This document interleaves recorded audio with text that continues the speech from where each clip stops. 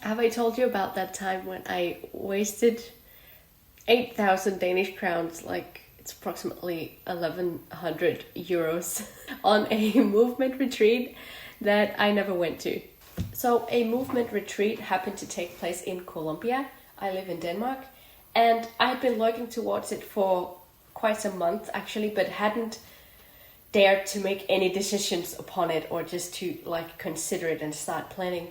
And so it happened that 4 or 5 days before the event started, my mind started to overthink quite a lot. I started to feel super anxious and doubting and nervous, like should I do it, should I not, even though there were only 4 days to go. But I was like, sure, if it's the right thing, I can do it. But of course it also required a decision, and I didn't so much make that decision. Anyways, I found myself sleepless one night because my mind was just running. And in the early morning, I was like, okay, I need to do something. So I was like, if I just let my body do stuff, what would it do?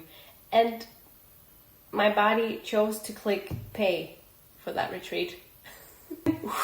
Waves of fear and doubt and worry and paralyzation just rushed through my whole system. Like, it was crazy. I went into my mother's bed.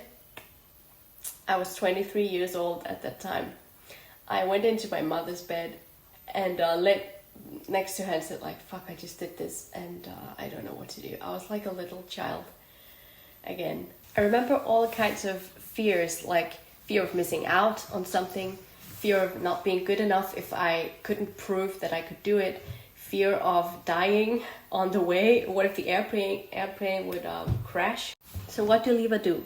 Liva texts the event managers, pretty honest, saying, I am super worried. I don't know if I can come. Can you give me a refund? I've changed my mind. I'm nervous. They couldn't give me a refund, but they were super respectful and they allowed me to pick some other events in the future that I could replace the big retreat with. Okay, I picked 2 events closer to Denmark, but you know what? Neither did I join those events. 1,100 euros, baby. Truth is that this wasn't the first time I had done this, signing up for something and not going. Online courses, events, holidays. Looking back, I understand that I did actually have an interest and a lust for going to Colombia or just traveling in general.